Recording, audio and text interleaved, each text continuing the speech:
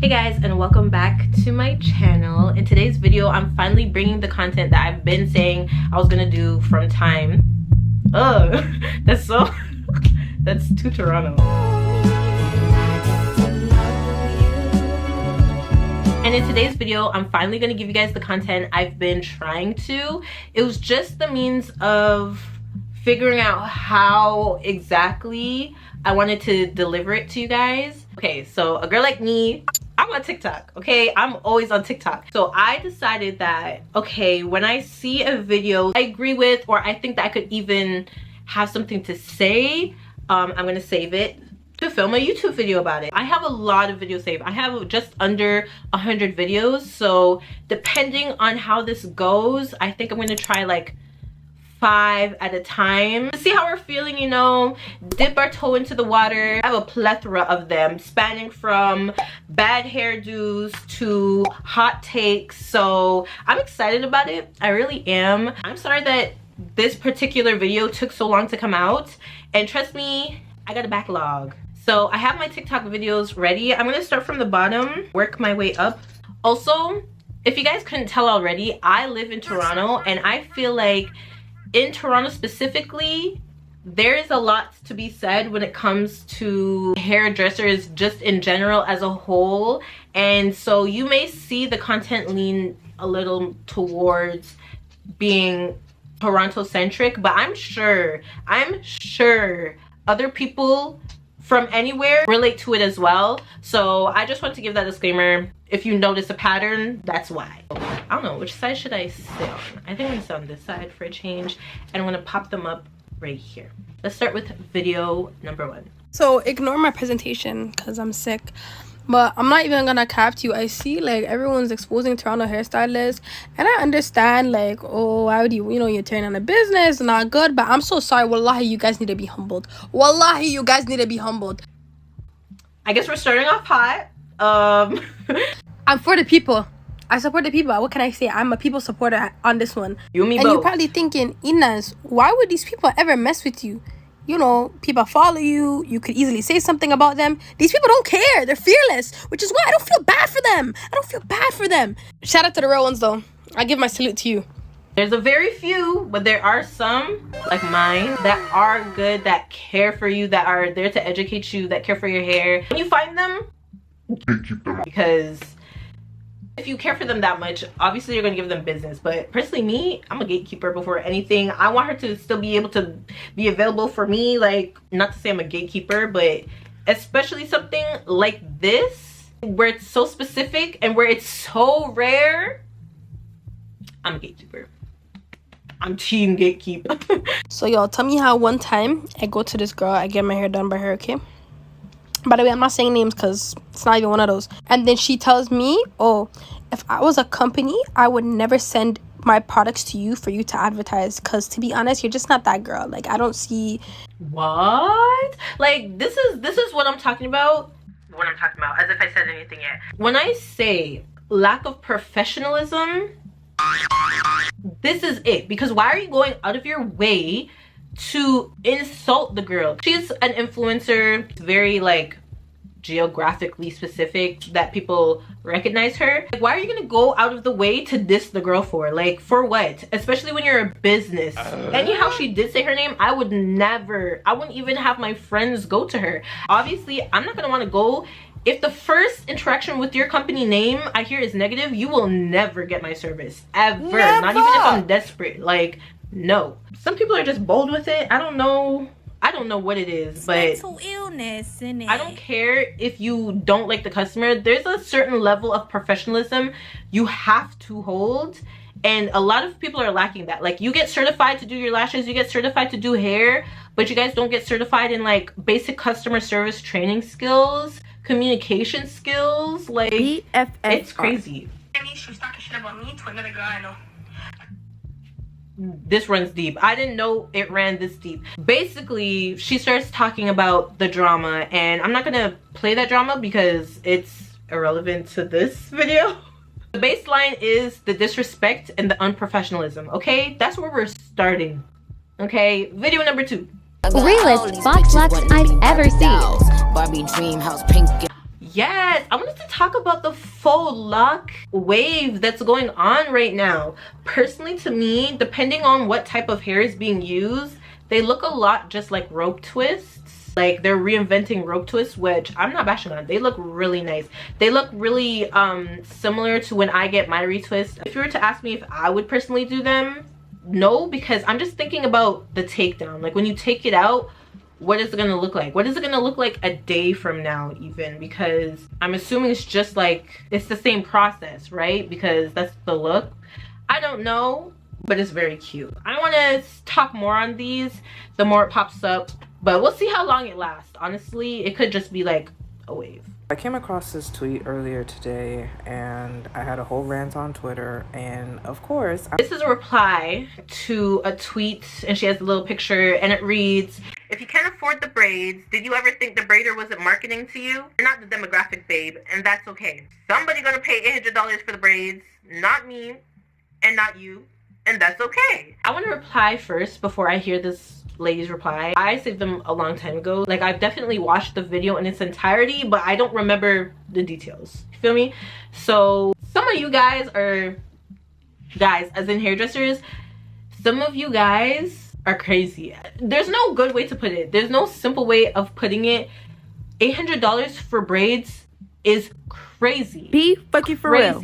And these same people who are charging the $800 for braids are not washing your hair, is not blow drying your hair. They're just like on a first come first serve basis. The whole time you're scared in their chair. The price and the experience just don't match. I cannot justify going to somebody brand new and paying $800 if I haven't heard glowing reviews where it's like, oh my gosh, I need to go to them. Like, you know, there's things to factor into your price, yes, but it cannot just be the braids alone. It cannot just be based on experience. I'm sorry. You could be doing braids for 10 years, but that's not gonna justify me paying $800 unless you could do like to the floor micro braids in 2 hours. I'm not paying $800. No, it's the quality of the service and not necessarily the amount of time you've been doing it. Like, that's just how I feel. Let me know how you guys feel down in the comments. Would you guys pay $800 for braids? There's just so much wrong and so much that can go wrong, and the expectation when someone's paying that high of a price for some braids, the expectations are going to be just as high. So you do one little thing wrong and it's up. Personally, could not be me, because if I'm paying $800 for some braids, I want my feet to be kicked up. I want dinner, I want refreshments, for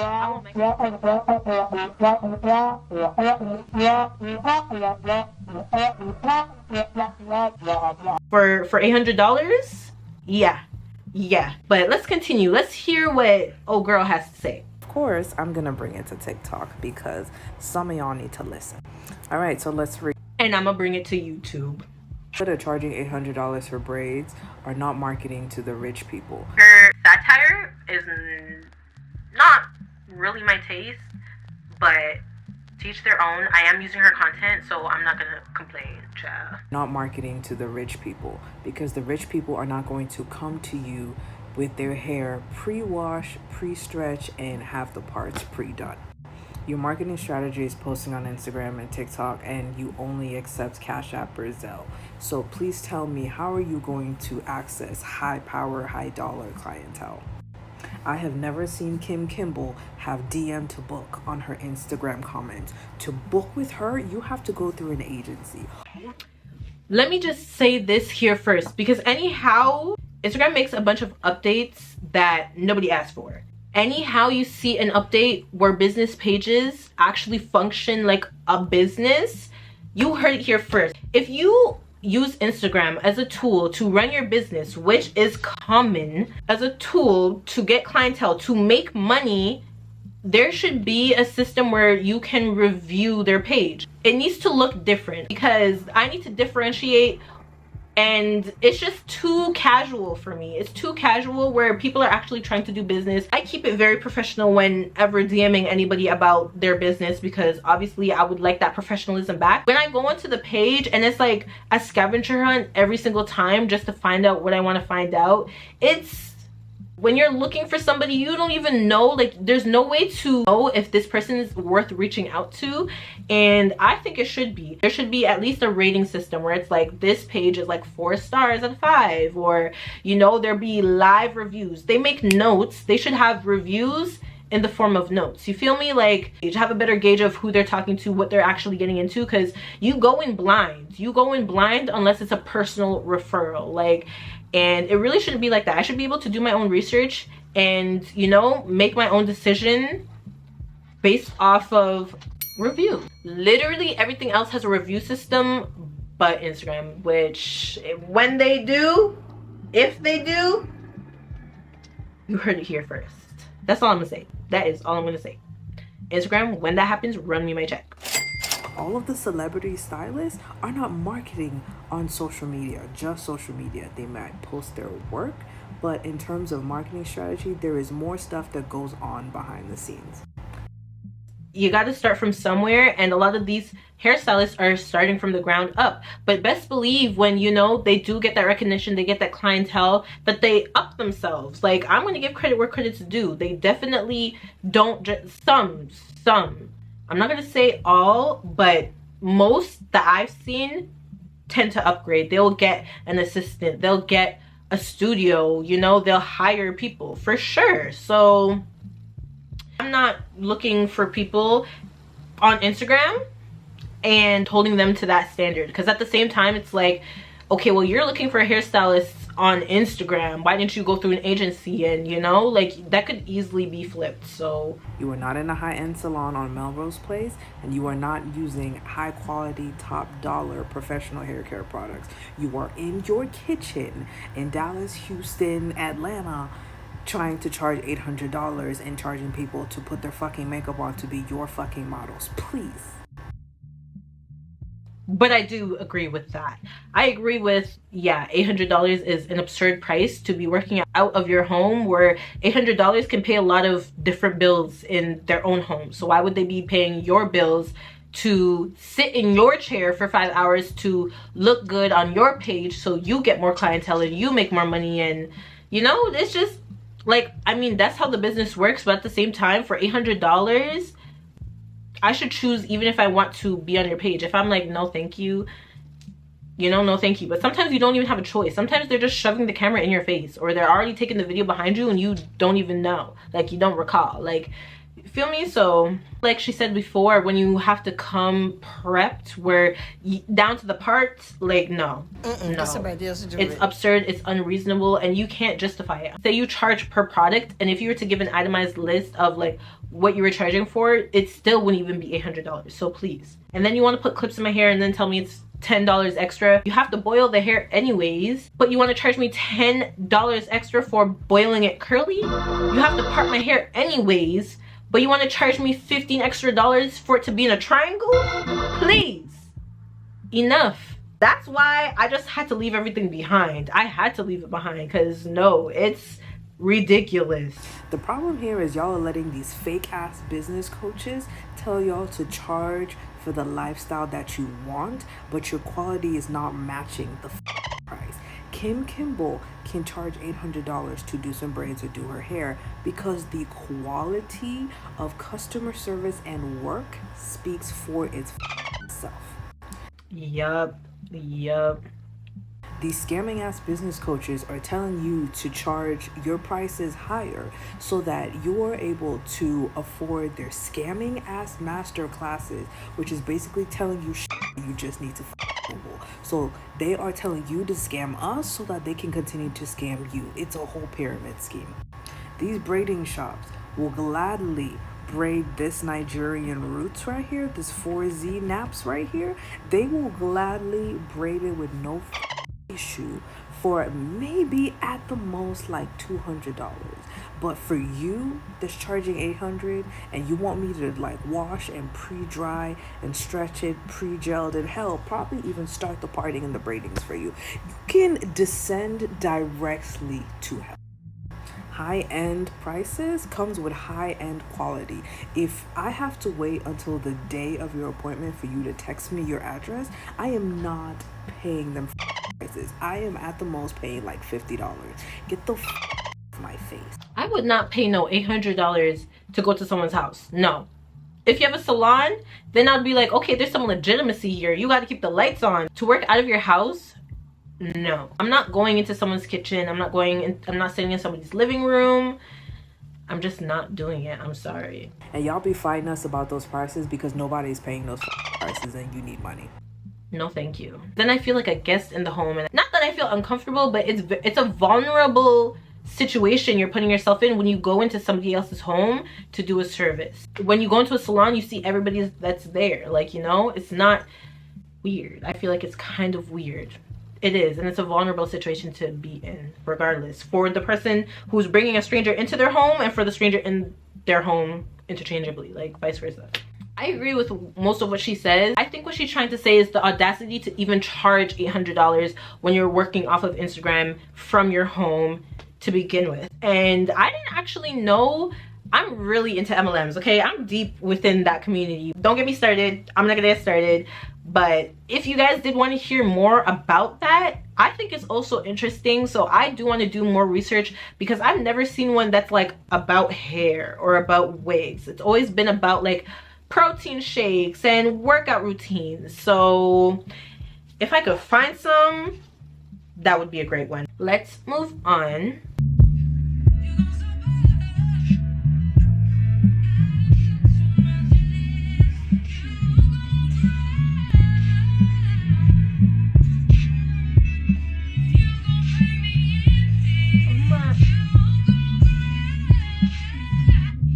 No, because I felt that frustration where you just want to cut your hair off.